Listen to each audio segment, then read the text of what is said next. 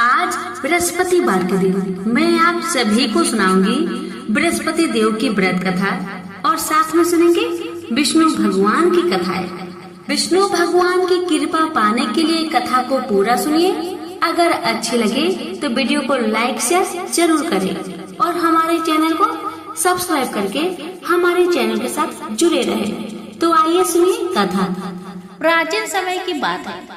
एक नगर में एक बड़ा व्यापारी रहता था। वह जहाजों में माल लाद कर दूसरे देशों में भेजा करता था, परंतु उसकी पत्नी अत्यंत कंजूस थी। वह किसी को एक दमड़ी भी नहीं देनी चाहती थी। एक बार सेठ जब दूसरे देश व्यापार करने गया तो पीछे से बृहस्पति देव ने साधु का वेश में उसकी पत्नी से भिक्षा मांगी। व्यापारी की पत्नी बृहस्पति देव से बोली, हे साधु महाराज, मैं इस दान और पुण्य से तंग आ गई हूँ। आप कोई ऐसा उपाय बताएं जिससे मेरा सारा धन नष्ट हो जाए और मैं आराम से रह सकूं। मैं यह धन लुटता हुआ नहीं देख सकती। बृहस्पति देव ने कहा, हे देवी, तुम बड़ी विचित्र हो। संतान और धन से कोई दुखी होता है? अगर अधिक धन है तो इसे शुभ कार्यों में लगाओ। कुंवारी कन्याओं का विवाह कराओ, विद्यालय और बाग बगीचों का निर्माण कराओ। ऐसे पुण्य कार्य करने से तुम्हारा लोक परलोक सार्थक हो सकता है। परंतु साधु की इन बातों से व्यापारी की पत्नी को खुशी नहीं हुई। उसने कहा, मुझे ऐसी धन की आवश्यकता नहीं है जिसे मैं दान में दूं। तब बृहस्पति देव बोले, यदि तुम्हारी ऐसी इच्छा है तो तुम एक उपाय करना। सात बृहस्पतिवार घर को गोबर से लिपना, अपने केशों को पीली मिट्टी से धोना, केशों को धोते समय स्नान करना, व्यापारी से हजामत बनाने को कहना, भोजन में मांस मदिरा खाना, कपड़े अपने घर धोना। ऐसा करने से तुम्हारा सारा धन नष्ट हो जाएगा। इतना कहकर बृहस्पति देव अंतर्ध्यान हो गए। व्यापारी की पत्नी ने बृहस्पति देव के कहे अनुसार 7 बृहस्पतिवार वैसा ही करने का निश्चय किया। केवल 3 बृहस्पतिवार बीते थे कि उसके समस्त धन संपत्ति नष्ट हो गई और वह परलोक सिधार गई। जब व्यापारी वापस आया तो उसने देखा कि उसका सब कुछ नष्ट हो चुका है। उस व्यापारी ने अपनी पुत्री को सत्वाना दी और दूसरे नगर जाकर बस गया। वहाँ वह जंगल से लकड़ी काटकर लाता और शहर में बेचता। इस तरह वह अपना जीवन व्यतीत करने लगा। एक दिन उसकी पुत्री ने दही खाने की इच्छा प्रकट की, लेकिन व्यापारी के पास दही खरीदने के पैसे नहीं थे। वह अपनी पुत्री को अवशासन देकर जंगल में लकड़ी काटने चला गया। वहाँ एक वृक्ष के नीचे बैठ अपनी पूर्व दशा पर विचार कर रोने लगा। उस दिन बृहस्पतिवार था। तभी वहाँ बृहस्पति देव साधु के रूप में सेठ के पास आए और बोले, हे मनुष्य, तू इस जंगल में किस चिंता से बैठा है? तब व्यापारी बोला, हे महाराज, आप सब कुछ जानते हैं। इतना कहकर व्यापारी अपनी कहानी सुनाकर रो पड़ा। बृहस्पति देव बोले, देखो बेटा, तुम्हारी पत्नी ने बृहस्पति देव का अपमान किया था, इसी कारण तुम्हारा यह हाल हुआ है। लेकिन अब तुम किसी प्रकार की चिंता मत करो। तुम गुरुवार के दिन बृहस्पति देव का पाठ करो। 2 पैसे के चने और गुड़ को लेकर जल के लोटे में शक्कर डालकर वह अमृत और प्रसाद अपने परिवार के सदस्यों और कथा सुनने वालों में बांट दो। स्वयं भी प्रसाद और चनामृत लो। भगवान तुम्हारा अवश्य कल्याण करेंगे। साधु की बात सुनकर व्यापारी बोला, महाराज, मुझे तो इतना भी नहीं बचता कि मैं अपनी पुत्री को दही लाकर दे सकूं। इस पर साधु जी बोले, तुम लकड़ियां शहर में बेचने जाना। तुम्हें लकड़ियों के दाम पहले से चौगुने मिलेंगे, जिससे तुम्हारे सारे कार्य सिद्ध हो जाएंगे। उसने लकड़ियां काटी और शहर में बेचने के लिए चल पड़ा। उसकी लकड़ियां अच्छे दाम में बिक गई, जिससे उसने अपनी पुत्री के लिए दही लिया और गुरुवार की कथा हेतु चना गुड़ लेकर कथा की और प्रसाद बांटकर स्वयं भी खाया। उसी दिन परंतु अगले बृहस्पतिवार को वह कथा करना भूल गया। अगले दिन वहां के राजा ने एक बड़े यज्ञ का आयोजन कर पूरे नगर के लोगों के लिए भोज का आयोजन किया। राजा की आज्ञा अनुसार पूरा नगर राजा के महल में भोज करने गया, लेकिन व्यापारी व उसकी पुत्री तनिक विलंब से पहुँचे। अतः उन दोनों को राजा ने महल में ले जाकर भोजन करवाया। जब वे दोनों लौटकर आए तब रानी ने देखा कि उसका खूंटी पर टंगा हार गायब है। रानी को व्यापारी और उसकी पुत्री पर संदेह हुआ कि उसका हार उन दोनों ने ही चुराया है। राजा के आज्ञा से उन दोनों को कारावास की कोठरी में कैद कर दिया गया। कैद में पड़कर दोनों अत्यंत दुखी हुए। वहां उन्होंने बृहस्पति देवता का स्मरण किया। बृहस्पति देव ने प्रकट होकर व्यापारी को उसकी भूल का आभास कराया और उन्हें सलाह दी कि गुरुवार के दिन कैद खाने के दरवाजे पर तुम्हें 2 पैसे मिलेंगे। उनसे तुम चने और मुनक्का मंगवाकर विधि पूर्वक बृहस्पति देवता का पूजन करना। तुम्हारे सब दुख दूर हो जाएंगे। बृहस्पतिवार को कैद खाने के द्वार पर उन्हें 2 पैसे मिले। बाहर सड़क पर एक स्त्री जा रही थी। व्यापारी ने उसे बुलाकर गुड़ और चने लाने को कहा। इस पर वह स्त्री बोली, मैं अपने बहू के लिए गहने लेने जा रही हूँ, मेरे पास समय नहीं है। इतना कहकर वह चली गई। थोड़ी देर बाद वहां से एक और स्त्री निकली। व्यापारी ने उसे बुलाकर कहा कि हे बहन, मुझे बृहस्पतिवार की कथा करनी है, तुम मुझे 2 पैसे का गुड़ चना ला दो। बृहस्पति देव का नाम सुनकर वह स्त्री बोली, भाई, मैं तुम्हें अभी गुड़ चना लाकर देती हूँ।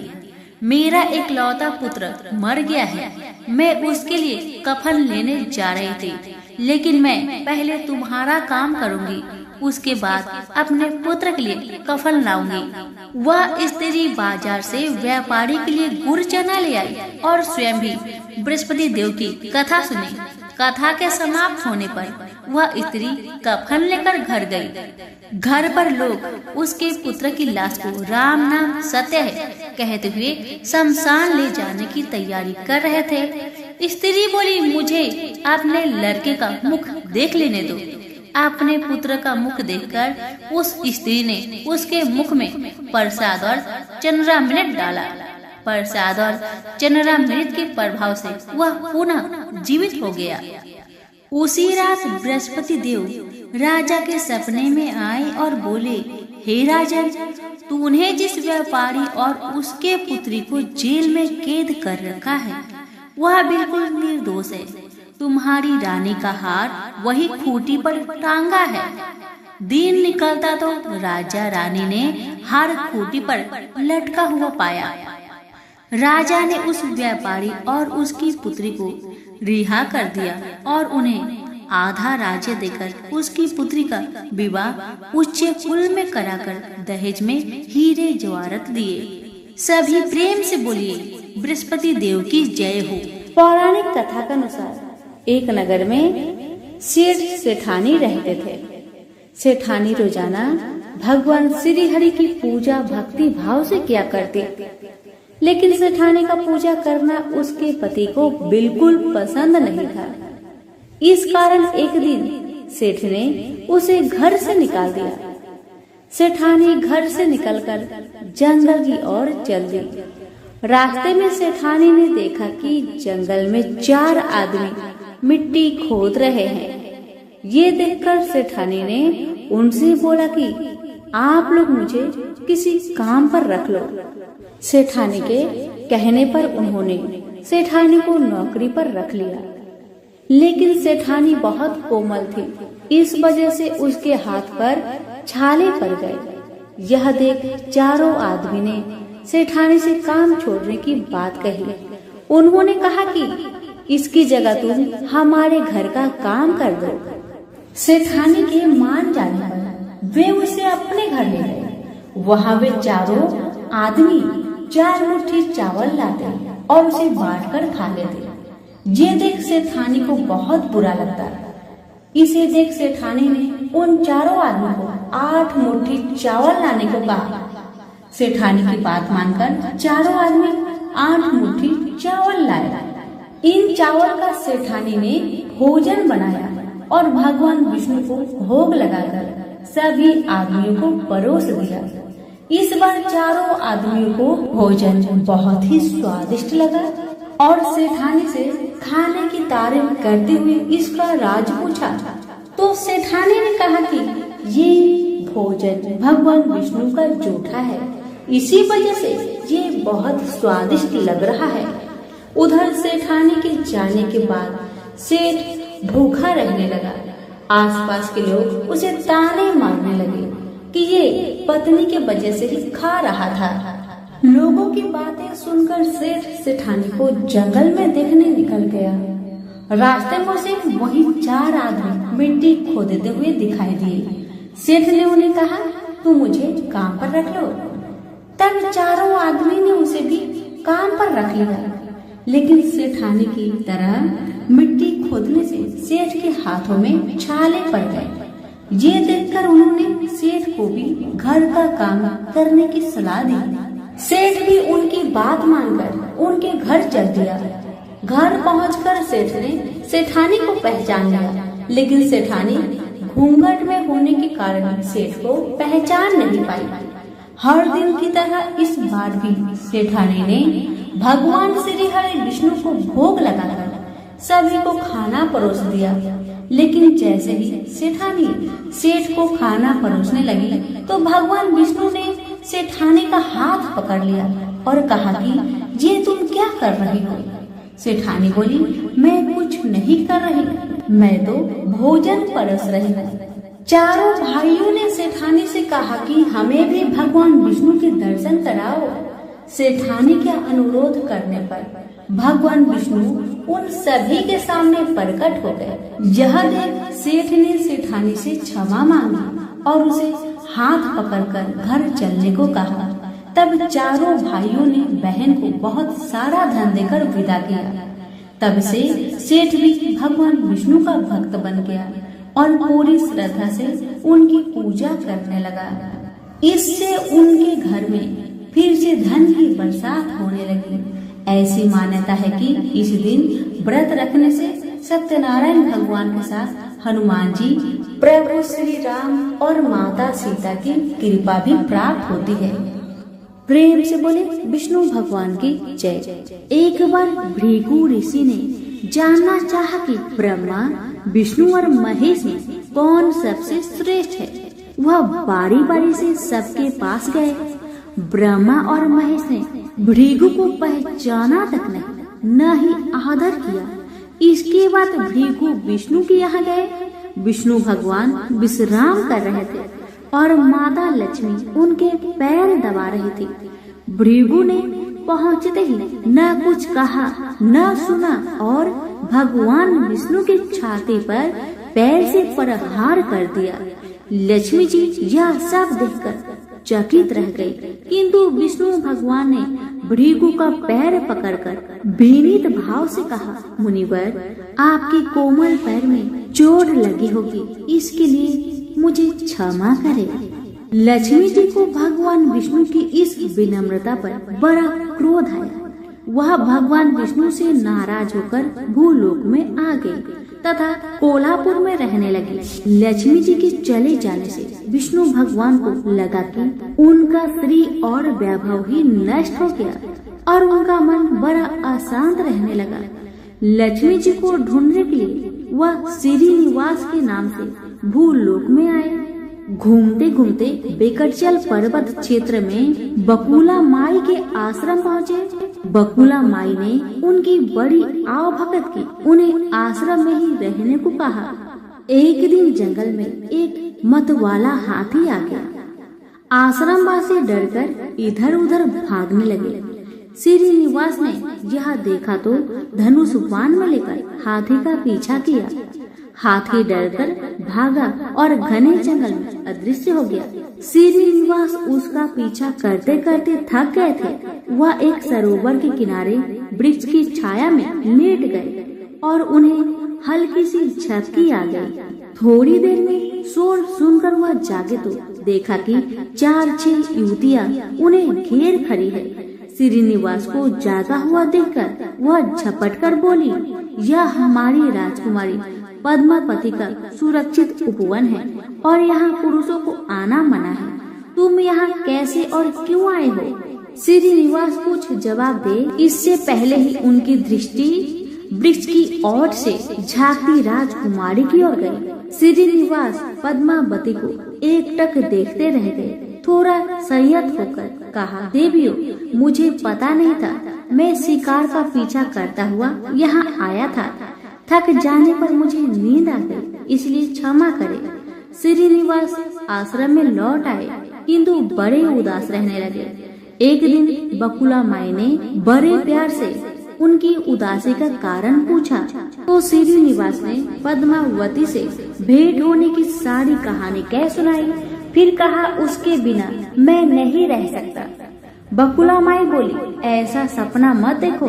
कहा वह प्रतापी चोल नरेश आकाश राज की बेटी और कहा तुम आश्रम में पलने वाले एक कुल गोत्रहीन युवक। श्रीनिवास बोले, माँ, एक उपाय है, तुम मेरा साथ दो तो सब संभव है। बकुला माई ने श्रीनिवास का सच्चा प्यार देखकर हाँ कर दी। श्रीनिवास ज्योतिष जानने वाली औरत का भेष बनाकर राजा आकाश की राजधानी नारायणपुर पहुँचे। उसकी चर्चा सुन पद्मावती ने भी उस औरत को महल में बुलाया और अपना हाथ दिखाया। राजकुमारी के हस्त रेखा देखकर वह बोली, राजकुमारी, कुछ दिन पहले तुम्हारी भेंट तुम्हारी सुरक्षित उद्यान में किसी युवक से हुई थी। तुम दोनों की दृष्टि मिली थी। उसी युवक से तुम्हारी शादी का योग बनता है। पद्मावती की माँ धारणा देवी ने पूछा, यह कैसे हो सकता है? ज्योतिषी औरत बोली, ऐसा ही योग है। ग्रह कहते हैं कोई औरत अपने बेटे के लिए आपकी बेटी मांगने स्वयं आएगी। 2 दिन बाद सचमुच ही बकुला माई एक तपस्विनी के भेष में राजमहल आई। उसने अपने युवा बेटे के साथ पद्मावती के विवाह की चर्चा की। राजा आकाश ने बकुला माई को पहचान लिया। उन्होंने पूछा, वह युवक कौन है? बकुला माई बोली, उसका नाम श्रीनिवास है। वह चंद्र वंश में पैदा हुआ है। मेरे आश्रम में रह रहा है। मुझे माँ की तरह मानता है। राजा आकाश ने कुछ सोचकर उत्तर देने के लिए कहा। बकुला माई के चले जाने पर आकाश ने राज पुरोहित को बुलाकर सारी बात बताई। राज पुरोहित ने गणना की, फिर सहमति देते हुए कहा, महाराज, श्रीनिवास में विष्णु जैसा देवगुण है और लक्ष्मी जैसी आपकी बेटी के लिए यह बड़ा सुयोग है। राजा आकाश ने तुरंत बकुला बाई के यहाँ अपनी स्वीकृति के साथ विवाह के लग्न पत्रिका भेज दी। बकुला माई ने सुना तो वह चिंतित हो उठी। श्रीनिवास से बोली, बेटा, अब तक तो विवाह की चिंता ही थी, अब पैसे न होने की चिंता है। मैं वरा स्वामी के पास जाती हूँ, उनसे पूछती हूँ कि क्या किया जाए। बकुला माई श्रीनिवास को लेकर वरा स्वामी के पास गई और श्रीनिवास के विवाह के लिए धन की समस्या बताई। तो वरा स्वामी ने 8 दिक्पालों इंद्र, कुबेर, ब्रह्मा, शंकर आदि देवताओं को अपने आश्रम में बुलवाया और फिर श्रीनिवास को बुलाकर कहा, तुम स्वयं इन्हें अपनी समस्या बताओ। श्रीनिवास ने देवताओं से कहा, मैं चोल नरेश राजा आकाश की बेटी पद्मावती से विवाह करना चाहता हूँ। मेरी हैसियत राजा के अनुरूप नहीं है, मेरे पास धन नहीं है, मैं क्या करूँ? इंद्र ने कुबेर से कहा, कुबेर, इस काम के लिए तुम श्रीनिवास को ऋण दे दो। कुबेर ने कहा, ऋण तो दे दूंगा, पर उसे यह वापस कब और कैसे करेगा, इसका निर्णय होना चाहिए। श्रीनिवास बोले, इसकी चिंता मत कीजिए, कलयुग के अंत तक मैं सब ऋण चुका दूंगा। कुबेर ने स्वीकार कर लिया। सब देवताओं की साक्षी में श्रीनिवास के ऋण पत्र लिख दिया गया। उस धन से श्रीनिवास और पद्मावती का विवाह बड़े धूमधाम से हुआ। तभी नारद ने कोल्हापुर जाकर लक्ष्मी को बताया, विष्णु ने श्रीनिवास के रूप में पद्मावती से विवाह कर लिया है। दोनों वेंकटाचल पर्वत पर रह रहे हैं। यह सुनकर लक्ष्मी जी को बड़ा दुख हुआ। वह सीधे वेंकटाचल पहुँची। विष्णु जी की सेवा एवं लगी पद्मावती को भला बुरा कहने लगे। श्रीनिवास विष्णु रूप में मेरे पति है, तूने इनके साथ विवाह क्यों किया? दोनों ने वाक युद्ध होने लगा। तो श्रीनिवास को बड़ा दुख हुआ। वे पीछे हटे और पत्थर की मूर्ति के रूप में बदल गए। जब दोनों देवियों ने यह देखा तो उन्हें बड़ा दुख हुआ कि श्रीनिवास तो अब किसी के न रहे। इतने में शीला विग्रह से आवाज आई, देवियों में इस स्थान पर बक्टेश्वर स्वामी के नाम से अपने भक्तों का अभिष्ट पूरा करता रहूंगा। उनसे प्राप्त चढ़ावे के धन द्वारा कुबेर का कर्ज ब्याज चुकाता रहूंगा। इसलिए तुम दोनों मेरे लिए वापस में झगड़ा मत करो। यह बातें सुनते ही लक्ष्मी जी और पद्मावती दोनों ने सिर झुका लिया। लक्ष्मी कोल्हापुर आकर महालक्ष्मी के रूप में प्रतिष्ठित हो गई और पद्मावती तिरुनाचूर में शीला विग्रह हो गई। आज भी तिरुपति क्षेत्र में तिरुमला पहाड़ी पर भगवान बकेटेश्वर स्वामी के दर्शन हेतु भक्त गणों से इसी भाव से शुक्ल लिया जाता है। उनकी पूजा पुष्प मिष्टान आदि से न होकर धन द्रव्य से होती है। इस धन से भगवान श्री कृष्ण बकेटेश्वर स्वामी कुबेर का कर्ज चुका रहे हैं। सभी प्रेम से बोलिए श्री लक्ष्मी नारायण की जय हो। एक बार ब्रह्मा जी के मानस पुत्र सनत सनकादि भगवान विष्णु के दर्शन करने बैकुंठ धाम में पहुँचे। बैकुंठ में विष्णु धाम के द्वार पर भगवान के 2 पार्षद जय और विजय द्वारपाल के रूप में बैठे थे। इन दिगंबर साधुओं को देखकर पहले तो उन्हें हंसी आ गई, फिर पूछा, आप लोग कौन हैं? ऐसे नंग धरंग यहाँ कहाँ चले आ रहे हैं? उनकी बात सनत ने बुरे नहीं माना, क्योंकि ये द्वारपाल थे और बिना पूरी जांच पड़ताल के कैसे अंदर जाने देते भला। अपनी वेशभूषा पर उनके हंसने का भी बुरा नहीं माना, क्योंकि बैकुंठ जैसे वैभवशाली परिवेश में ऐसे साधुओं का क्या काम है। उनके प्रश्नों का उत्तर देते हुए उन्होंने कहा, हम सनत कुमार भगवान विष्णु के दर्शन करना चाहते हैं। हम सदा इसी रूप में रहते हैं, इसलिए हमें अंदर जाने दो। मगर जय विजय नामक द्वारपाल ने सनत सनकादि को अंदर नहीं जाने दिया। इससे ऋषियों को क्रोध आ गया कि इन द्वारपालों को इतनी भी समझ नहीं कि ऋषियों साधु के साथ कैसा व्यवहार करना चाहिए। क्रोध में उन्होंने श्राप देते हुए कहा, तुम दोनों ने देव के साथ रहकर भी दैत्य जैसा व्यवहार किया है, इसलिए अगले जन्म में तुम दोनों दैत्य कुल में जन्म लोगे। द्वार पर इस विवाद को सुनकर भगवान विष्णु स्वयं बाहर आ गए और सनत सनकादि को आदर से अंदर जाने को कहा। उधर जय विजय को दुखी देख भगवान विष्णु ने कारण पूछा। उन्होंने अपने श्राप की सारी बात बताई। भगवान विष्णु ने कहा, दंडता का फल तो तुम्हें भोगना ही पड़ेगा। असुर कुल में तुम्हारा अगला जन्म अवश्य होगा। इतनी चिंता मत करो। तुम मेरे पार्षद हो, इसलिए इसका पुण्य भी मिलेगा। मेरे द्वारा ही तुम्हें दैत्य योनि से मुक्ति मिलेगी। सनत सनकादि भगवान के दर्शन कर चले गए। जय विजय की मृत्यु होने पर उनका जन्म कश्यप ऋषि की पत्नी दीति के गर्भ से हुआ। दीति दैत्य कुलों की माता थी, अतः उसके गर्भ से जन्म लेने वाले जय विजय का नाम इस जन्म में हिरण्याक्ष और हिरण्यकश्यप हुआ। उन दोनों में प्रबल असुरी शक्ति थी। उन्होंने अपने उत्पाद द्वारा असुरी शक्ति के बल पर असुरी राज्य स्थापित किया। उन्होंने देवलोक पर भी आक्रमण कर देवताओं को भी त्रस्त कर रखा था। उन्होंने घोषणा की कि अब से उनके राज्य के सारे यज्ञ उनके ही नाम पर होंगे। देव को कोई यज्ञ भाग में नहीं मिलेगा। किसी भी देवी देवता या ईश्वर की पूजा आराधना के बजाय उनकी ही पूजा होगी। देवगण कभी यहाँ पहुँच ही न सके, इसलिए मैं पृथ्वी को ही पाताल में पहुँचा दूंगा। यह निश्चय कर हिरण्याक्ष असुरीय शक्ति के बल पर पृथ्वी को रसातल में ले गया। इसलिए सारे ब्रह्मांड में उथल पुथल मच गई। सृष्टि का नियम भंग होने लगा। चतुर्दिक हाहाकार मच गया। ऋषियों मुनियों तथा देवताओं ने मिलकर विष्णु से प्रार्थना की, भगवान देखिए, इन दो महापराक्रमी असुरों ने क्या किया है। देवताओं का यज्ञ भाग छीना, पूजा पाठ धार्मिक कर्म कांड समाप्त किए और अब तो समस्त भूमंडल को ही रसातल में ले गए। उठिए, कुछ करिए।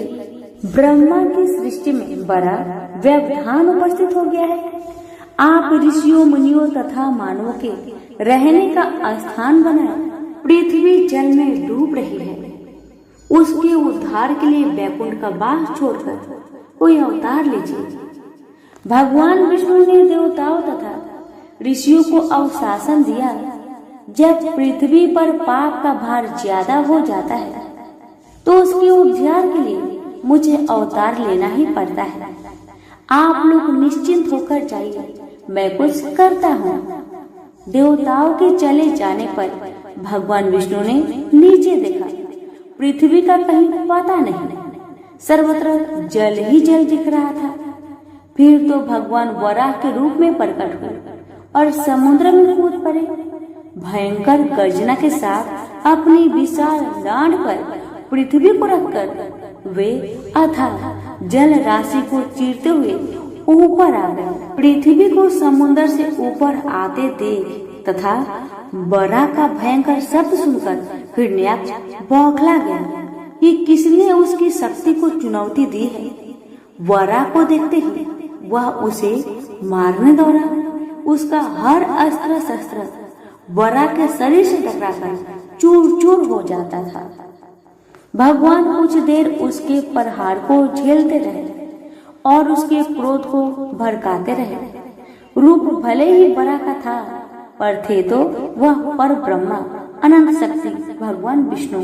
उन्होंने एक ही झटके से हिरण्याक्ष को अपने डांड पर उठा लिया और घुमाकर आकाश में दूर फेंक दिया। आकाश में चक्कर काटकर वह धड़ाम से पृथ्वी पर वराह के पास से गिर पड़ा। मरणासन हिरण्याक्ष ने देखा कि वह वराह अब वराह न होकर भगवान विष्णु है। उसे अपना पूर्व जन्म याद हो आया। उसने भगवान के चरण पकड़ लिए और कहा, भगवान, पाप के श्राप को आपने अंत कर दिया और अपने ही हाथों इस जन्म से मुक्ति दिलाई। मुझे तो मुक्ति मिली, पर मेरे भाई हिरण्यकश्यप का क्या होगा? उसे भी तो मुक्ति दीजिए। भगवान विष्णु हंसकर बोले, समय से पूर्व किसी के पाप का अंत नहीं होता। तुम्हारे भाई हिरण्यकश्यप के पाप का भी अंत नहीं है। तुम्हारे अंत के लिए पृथ्वी कारण बनी। इसके अंत के लिए मुझे एक और अवतार लेना पड़ेगा।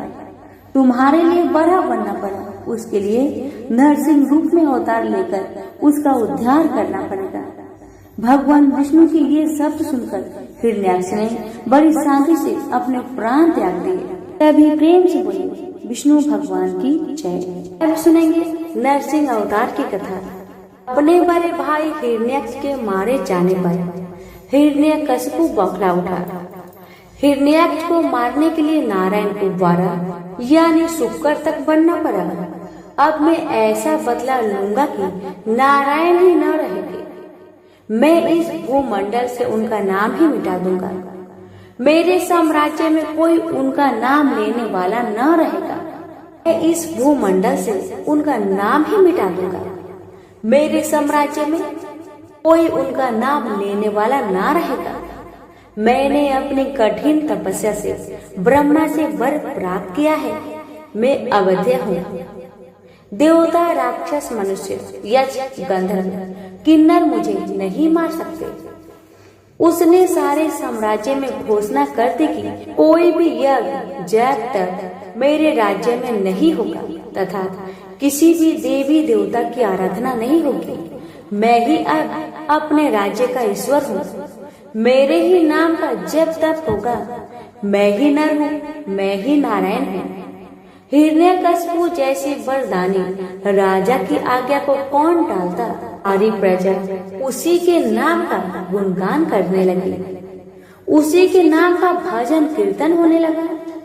हिरण्यकशिपु बड़ा प्रसन्न हुआ कि उसने अपने बल पर नारायण की सत्ता समाप्त कर दी। पर उसकी यह प्रसन्नता बहुत दिनों तक नहीं रही। उसका अपना बेटा प्रहलाद, जिसकी आज्ञा नहीं मानता था, वह अपने पिता को ईश्वर नहीं मानता था। उसने कहा, आप बहुत वीर हैं, ब्रह्मा से आपको बल प्राप्त है तो जीवन का सुख भोगिए। पर सबसे ऊपर जो आदि शक्ति नारायण है, जिससे यह संसार संचालित है, सूर्य, चंद्रमा, ग्रह, नक्षत्र, तारे, पृथ्वी जिसकी शक्ति से भ्रमण कर रहे हैं, उसमें मेरी आपकी सत्ता की क्या गिनती। इसलिए और चाहे जो करे, पर नारायण भगवान की अपेक्षा ना करे। पुत्र की ऐसी बातें सुनकर हिरण्यकशिपु की क्रोध की सीमा न रही। वह तड़प कर बोला, घर में ही ऐसा भेदी पैदा हो गया। याद रख, मैं तेरा पिता हूँ। मेरा आज्ञा मानना तेरा धर्म है। प्रहलाद ने कहा, पिताजी, उतनी ही आज्ञा का पालन करना पुत्र का धर्म है जो नीति, धर्म तथा वेद विरुद्ध ना हो। मेरा पिता जिस परम पिता परमात्मा का अंश है, उस परम पिता परमात्मा को कैसे न मानो। हिरण्यकशिपु ने दैत्य को प्रहलाद के वध की आज्ञा दी। दैत्यों ने प्रहलाद को तरह तरह की यातनाएं दी। उसे महल से गिराया, सांपों से कटवाया, बांधकर समुद्र में फेंका, आग में डलवाया। पर हर प्रयास में प्रहलाद का कुछ भी बाल बांका न हुआ। मारने वाले मर गए और वह सारे संकटों से खेलता हुआ निकल आया। जब पिता का क्रोध शांत न हुआ तो उसने कहा, पिताजी, आपने अपने ही पुत्र को मरवाने का इतना प्रयास किया, पर भगवान की कृपा से मैं अब भी जीवित हूँ। आप अपना हठ छोड़कर नारायण भगवान से विरोध ना करें। वह सर्वशक्तिमान है। हिरण्यकशिपु हार मानने वाला नहीं था। उसने कहा, जिस नारायण ने मेरे भाई हिरण्याक्ष को मारा है, मैं उसे कभी भी अपने राज्य में पूजित नहीं होने दूंगा। मैंने तेरी मृत्यु के लिए दूसरा नियुक्त किया था, और अब मैं स्वयं तेरी मृत्यु का कारण बनूंगा और देखता हूँ कि कैसे तेरे नारायण तेरी रक्षा करते हैं। ऐसा कहकर उसने भरे दरबार में प्रहलाद को एक खंबे से बांध दिया और खड़क लेकर बोला, अब मैं तेरा वध करता हूँ। अपने नारायण को कह आकर तुझे बचाए। प्रहलाद के चेहरे पर कोई दुख नहीं था। वह हंसकर बोला, यदि मेरा जीवन शेष है तो अवश्य बचूंगा। हिरण्यकशिपु बोला, यहाँ तेरे नारायण कैसे आएंगे? क्या इस खंबे में से आएंगे? प्रहलाद ने कहा, पिताजी, वह सब जगह है। मुझ में, आप में, इस रस्सी में, खंबे में, आपकी खड़क में, वो तो सर्वत्र है। मैं कहीं आने जाने की आवश्यकता नहीं होती। आप अपने मन की आँख से देखो, वे यहाँ भी दिखाई देंगे। प्रहलाद की बात सुनकर हिरण्यकशिपु का क्रोध अब सीमा से बाहर हो गया। उसने खड्ग उठाकर जैसे ही प्रहलाद पर प्रहार करना चाहा कि एक भयंकर विस्फोट हुआ। खंभा फट गया। उसमें से एक विचित्र आकृति का जीव निकला, जिसका शरीर तो मनुष्य का था। मुख, हाथ, सिंह जैसे थे। वह नरसिंह था। उसने झटक कर हिरण्यकशिपु को गेंद जैसा उठाया और अपनी दोनों जांघों पर उसे लिटाकर अपने विशाल नाखून से उसका पेट फाड़ दिया। उस समय गोधूली बेला थी। इस प्रकार भगवान विष्णु ने ब्रह्मा के वर की रक्षा करते हुए हिरण्यकशिपु का अंत कर दिया। उसके मरते ही उसके राज्य से उसका आतंक का अंत हुआ। ईश्वर भक्त प्रहलाद उसके बाद राजा हुए। उनके राज्य में धर्म स्थापना हुई। तो प्रेम से बोले विष्णु भगवान की जय। आजामिल एक सदाचारी ब्राह्मण था। वह कन्याकुब्ज प्रदेश में रहता था। प्रारंभिक जीवन वह बहुत ही सदाचारी तथा ब्राह्मणोचित कर्म करने वाला था। दुर्योग से एक बार वह किसी दासी के प्रेम में पड़ गया और उसे अपनी पत्नी बनाकर रहने लगा। उसकी कुसंगति के कारण उसके विचार दूषित हो गए और दुष्कर्मों से वह अपनी जीविका चलाने लगा। वह लूटपाट तथा हत्या जैसे बुरे कर्मों में हमेशा लगा रहता था। दासी से इसके 10 पुत्र थे। उनमें से सबसे छोटे पुत्र से उसे बड़ा मोह था। उसका नाम उसने नारायण रखा था।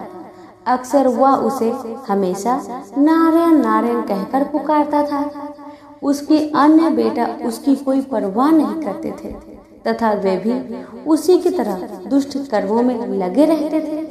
पत्नी भी नीच संस्कारों की थी, अतः वो भी कभी आजमीर को मना नहीं करती थी कि बुरे और निंदित कर्म मत करो। अच्छे और भले कर्मों से जो उपार्जित करोगे उसी में रूखा सूखा खाकर जैसा भी होगा हम अपना तथा अपने परिवार का भरण पोषण करेंगे।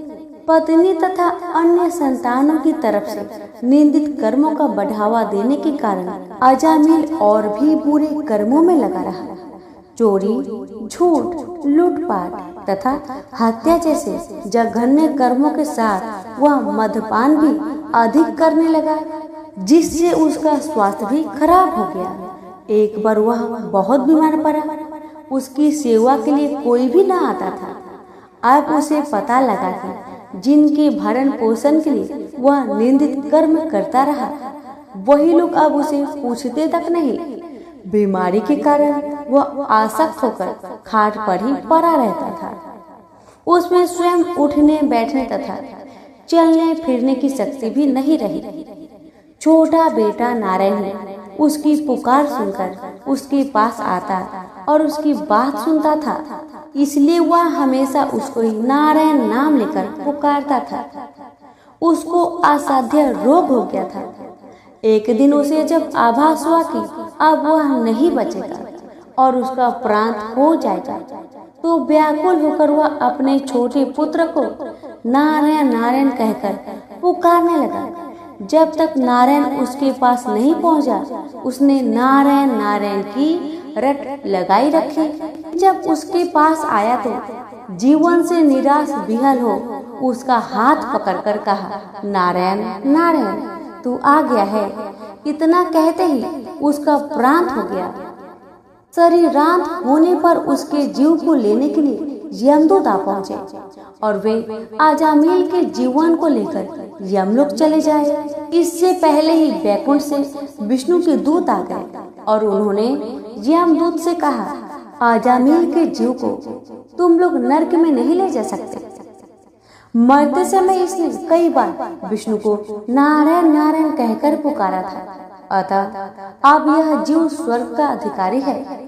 यमदूत हंसकर बोले, इसके सारे जीवन का लेखा जोखा चित्रगुप्त की ही बही में लिखा है। उसके अनुसार यह पूरे जीवन में हमेशा निंदित और पाप कर्म में लिप्त रहा। तुम जो नारायण की बात करते हो, यह नारायण के रूप में विष्णु भगवान को नहीं पुकार रहा था। ये तो अपने छोटे बेटे को उसका नाम लेकर पुकार रहा था।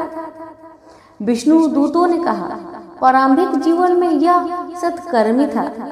एक स्त्री की कुसंगति में पड़कर इसने पाप कर्म किए हैं। इस सब के बाद बेटे के नाम के बहाने ही सही ये हमेशा नारायण नारायण कहता रहता था और अंत समय तो इसने नारायण नारायण कहते हुए अपने प्राण त्यागे हैं।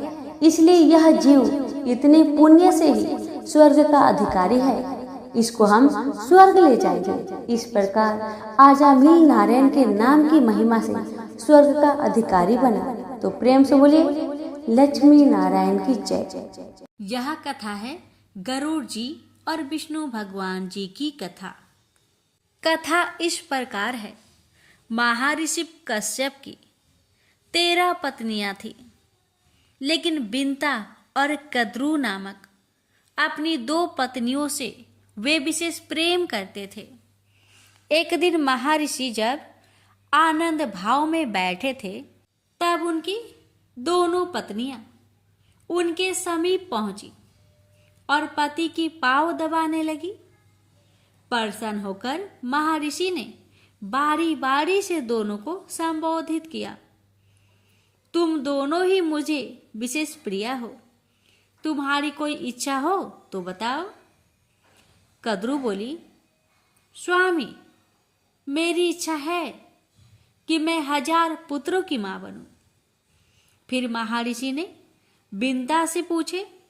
बिंता ने कहा, मैं भी मां बनना चाहती हूं स्वामी, किंतु 1000 पुत्रों का नहीं, बल्कि सिर्फ एक ही पुत्र की। लेकिन मेरा पुत्र इतना बलवान हो कि कद्रू के 1000 पुत्र भी उसकी बराबरी ना कर सके। महर्षि बोले, शीघ्र ही मैं यज्ञ करने जा रहा हूं। यज्ञ उपरांत तुम दोनों की मां बनने की इच्छाएं अवश्य पूरी होगी। महर्षि कश्यप ने यज्ञ किया। देवता और ऋषि मुनियों ने सहर्ष यज्ञ में हिस्सा लिया। यज्ञ संपूर्ण करके महर्षि कश्यप पुनः तपस्या करने चले गए। कुछ माह पश्चात बिंता ने 2 तथा कद्रू ने 1000 अंडे दिए। कुछ काल के पश्चात कद्रू ने अपने अंडे फोड़े तो उसमें से काले नागों के बच्चे निकल पड़े। कद्रू ने खुशी से चहकते हुए बिंता को पुकारा, बिंता, देखो तो मेरे अंडों से कितने प्यारे बच्चे बाहर निकले हैं। बिंता बोली, सचमुच बहुत खूबसूरत है कद्रू, बधाई हो बधाई। अब मैं भी अपने दोनों अंडों को फोड़कर देखती हूँ। यह कहकर बिंता अपने दोनों अंडों के पास गई। उसने एक अंडा फोड़ दिया, लेकिन अंडे के अंदर से एक बच्चे का आधा बना शरीर देखकर वह सहम गई। बोली, हे भगवान, जल्दबाजी में मैंने यह क्या कर डाला। यह बच्चा तो अभी अपूर्ण है। तभी फूटे हुए अंडे के बाहर से बालक बोल पड़ा, जल्दबाजी में अंडा फोड़कर तुमने बहुत बड़ा अपराध कर डाला है। फलस्वरूप तुम्हें कुछ समय तक दास्ता करनी होगी। बिंता बोली, अपराध तो मुझसे हो ही गया, लेकिन इसका निवारण कैसे होगा पुत्र। अपूर्ण बालक बोला, दूसरे अंडों को फोड़ने में जल्दबाजी मत करना। यदि तुमने ऐसा किया तो जीवन भर दास्ता से मुक्त नहीं हो पाओगी, क्योंकि उसी अंडे से पैदा होने वाला तुम्हारा पुत्र तुम्हें दास्ता से मुक्ति दिलाएगा। इतना कहकर अंडे से उत्पन्न अपूर्ण बालक आकाश में उड़ गया और बिंता दूसरे अंडे के पकने तक इंतजार करने लगी। समय पाकर अंडा फूटा। उसमें से एक महान तेजस्वी बालक उत्पन्न हुआ, जिसका नाम गरुड़ रखा गया। गरुड़ दिन प्रतिदिन बड़ा होने लगा और कद्रू के हजारों पुत्रों पर भारी पड़ने लगा। परिमाण स्वरूप बिंता और कद्रू के संबंध दिन प्रतिदिन कटु से कटुतर होते गए। एक दिन जब बिंता और कद्रू भ्रमण कर रहे थे, कद्रू ने सागर के किनारे दूर खड़े एक सफेद घोड़े को देखकर बिंता से कहा, बता सकती हो बिंता, दूर खड़ा हुआ घोड़ा किस रंग का है? बिंता बोली, हाँ, सफेद रंग का। कद्रू बोली, शर्त लगाकर कह सकती हो कि घोड़ा सफेद रंग का ही है? मुझे तो इसकी पूंछ काले रंग की नजर आ रही है। बिंता बोली, तुम्हारा विचार गलत है। घोड़ा पूंछ समेत सफेद रंग का है। दोनों में काफी देर तक यही बहस छिड़ी रही। आखिर में कद्रू ने कहा, तो फिर हम दोनों में शर्त हो गई। कल घोड़े को चलकर देखते हैं। यदि वह संपूर्ण सफेद रंग का हुआ तो मैं हारी, और यदि उसकी पूंछ काली निकली तो मैं जीत जाऊंगी। उस हालत में जो भी हम दोनों में से जीतेगी, तो हारने वाली को जीतने वाले की दासी बनना पड़ेगा। बोलो, तुम्हें मंजूर है? बिंता बोली, हाँ, मुझे मंजूर है। रात को कद्रू ने अपने सर्प पुत्रों को बुलाकर कहा, आज रात को तुम सब उच्च श्रवा घोड़े की पूंछ में जाकर लिपट जाना, ताकि सुबह जब बिंता देखे तो उसे घोड़े का पूंछ काली नजर आए। योजनानुसार नाग उच्च श्रवा की पूंछ से जाकर लिपट गए। परिणाम स्वरूप सुबह जब कद्रू ने बिंता को घोड़े की पूंछ काले रंग की दिखाई तो वह हैरान रह गई। बोली, ऐसा कैसे हो गया? कल तो इसकी पूंछ बिल्कुल सफेद थी। कद्रू बोली, खूब तसल्ली से देख लो, घोड़े की पूंछ आरंभ से ही काली है। शर्त के मुताबिक तुम हार चुकी हो, इसलिए अब तुम्हें मेरी दासी बनकर रहना पड़ेगा। विवशता पूर्वक बिंता को कद्रू की दास्ता स्वीकार करनी पड़ी। माता को उदास देखकर गरुड़ ने पूछा, माँ, आप इतनी उदास क्यों रहती हो? बिंता ने अपनी शर्त हारकर दासी बनने की बात बताई तो गरुड़ ने पुनः पूछा, क्या ऐसा कोई उपाय नहीं है जिससे आप कद्रू की दास्ता से मुक्त हो जाएं? बिंता बोली, यह तो कद्रू से ही पूछना पड़ेगा। यदि वह प्रसन्न हो जाती है तो मुझे दास्ता से मुक्त कर देगी। गरुड़ अपनी माता बिंता को लेकर कद्रू के पास पहुंचा और कहा, क्या ऐसा कोई उपाय हो सकता है? आप मेरी माता को अपनी दास्ता से मुक्त कर दे। कद्रू बोली, हाँ, हो सकता है, बस शर्त है कि तुम मेरे पुत्र को अमृत लाकर दे दो। यह सुनकर गरुड़ सोच में पड़ गया। उसने अपनी माता से पूछा, माँ, अमृत कहाँ मिलेगा जिसे लाकर मैं तुम्हें दासी जीवन से मुक्त कर सकूं? बिंता ने कहा, बेटा, अमृत का पता तुम्हारे पिता बता सकते हैं, तुम उन्हीं के पास जाकर पूछो। गरुड़ महर्षि कश्यप के पास पहुंचे। कश्यप अपने पुत्र को देखकर बहुत प्रसन्न हुए।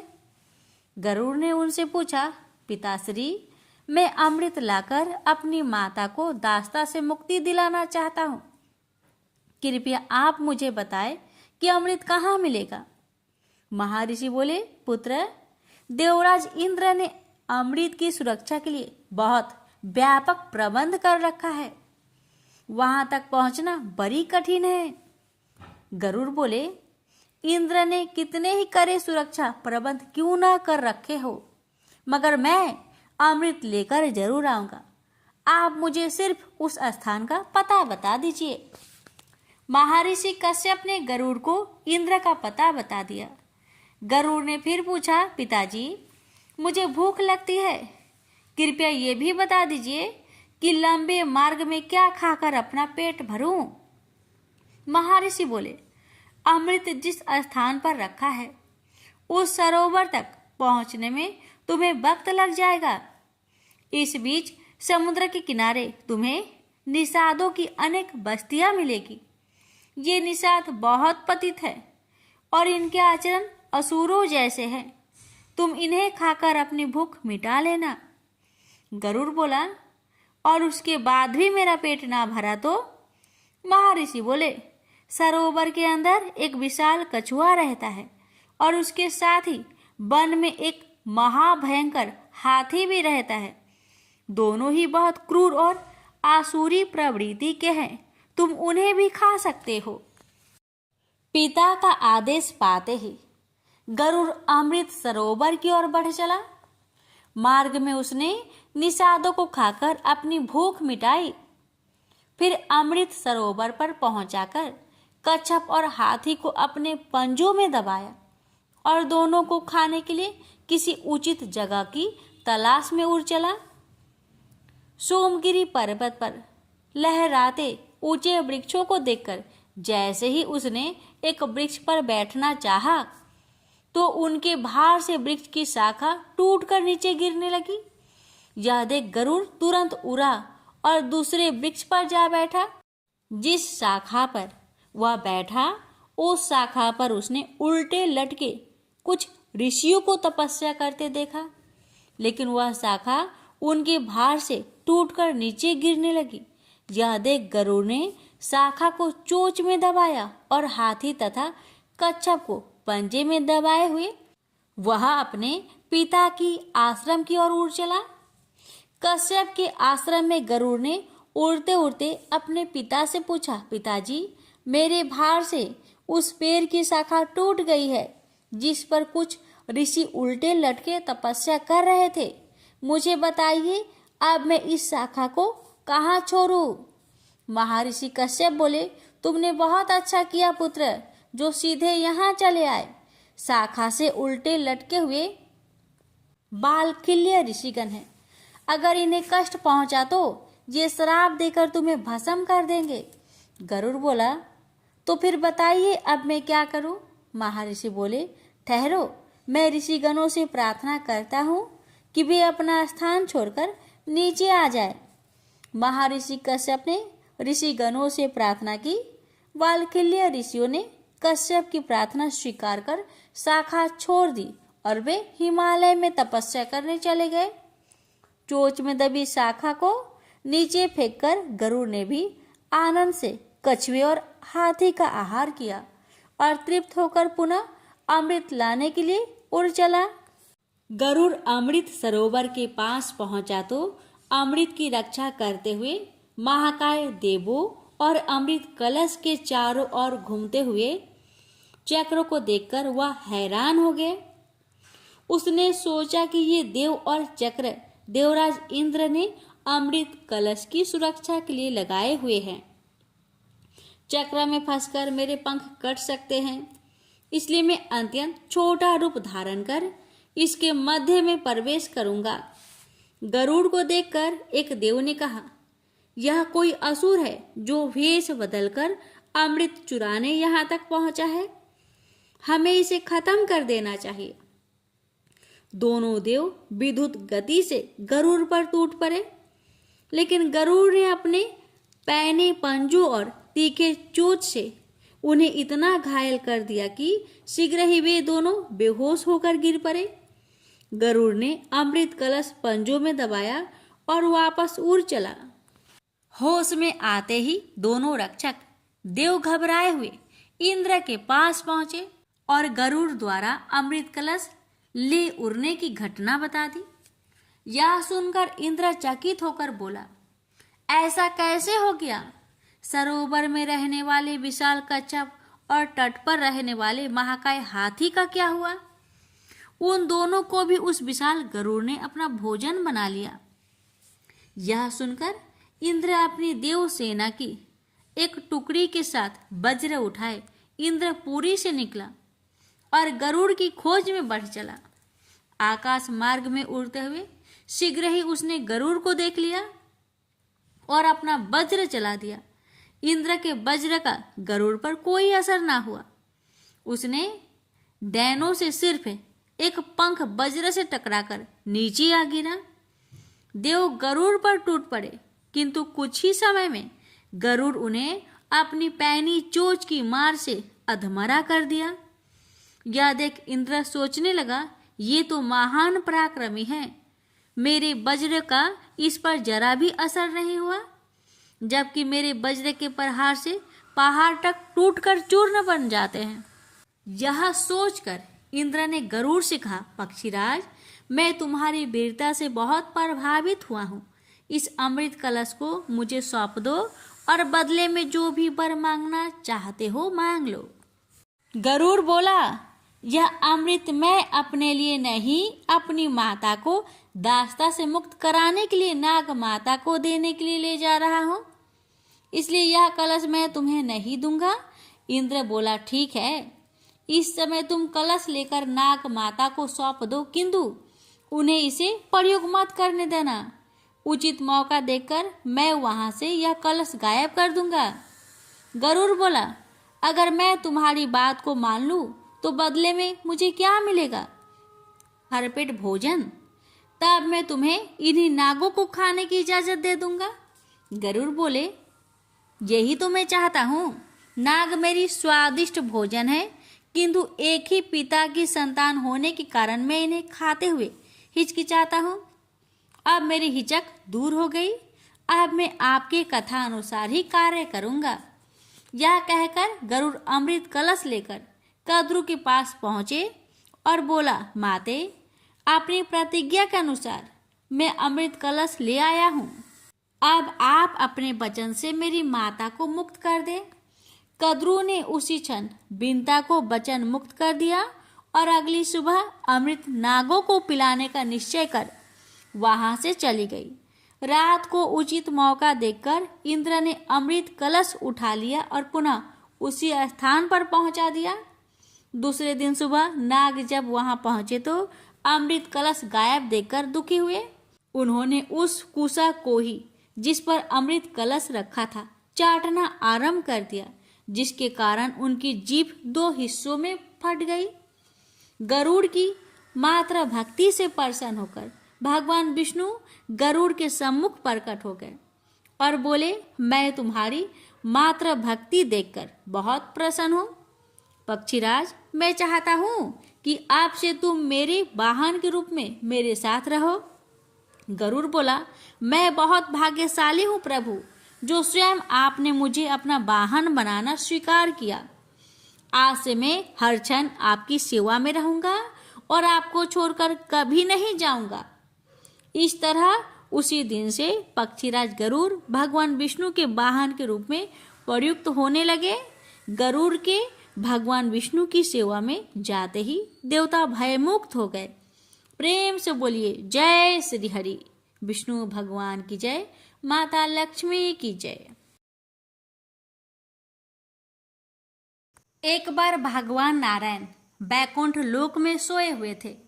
उन्होंने सपने में देखा कि करोड़ों चंद्रमाओं की कांति वाले त्रिशूल डमरूधारी स्वर्ण भरण भूषित सूर्येंद्र वंदित सिद्धि सेवित त्रिलोचन भगवान शिव प्रेम और आनंदातिरिक्त से उन्मत्त होकर उनके सामने नृत्य कर रहे हैं।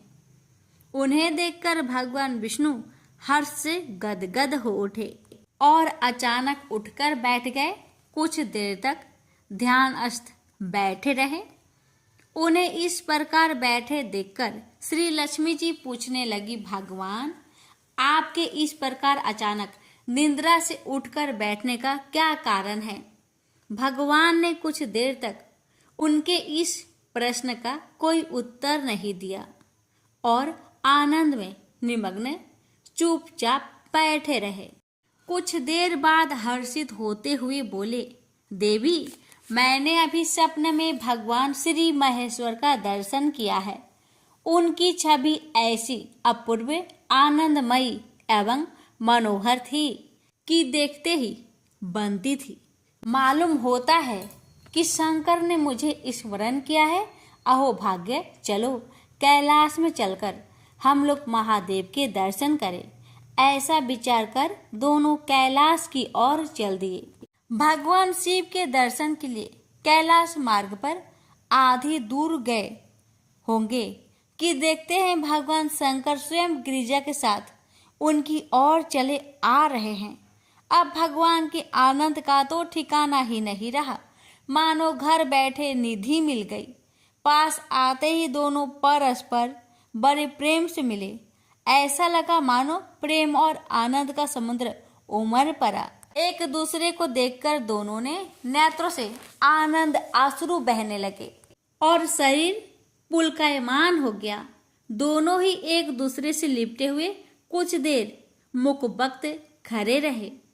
प्रश्नों उत्तर होने पर मालूम हुआ कि शंकर जी को भी रात्रि में इसी प्रकार का सपना हुआ कि मानो विष्णु भगवान को वे उसी रूप में देख रहे हैं जिस रूप में अब उनके सामने खड़े थे।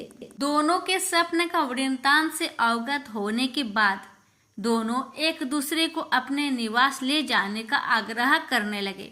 नारायण ने कहा कि बैकुंठ चलो और भोलेनाथ कहने लगे कि कैलाश की ओर प्रस्थान किया जाए। दोनों के आग्रह में इतना अलौकिक प्रेम था कि यह निर्णय करना कठिन हो गया कि कहाँ चला जाए। इतने में ही क्या देखते हैं कि बिना बजाते हरिगुण गाते नारद जी कहीं से आ निकले। बस फिर क्या था, लगे दोनों उनसे निर्णय कराने कि कहाँ चला जाए। बेचारे नारद जी तो स्वयं परेशान थे उस अलौकिक मिलन को देखकर। वे तो स्वयं अपनी शुद्ध बुद्ध भूल गए और लगे मस्त होकर दोनों का गुणगान करने। अब निर्णय कौन करे। अंत में यह तय हुआ कि भगवती उमा जो कह दे वही ठीक है।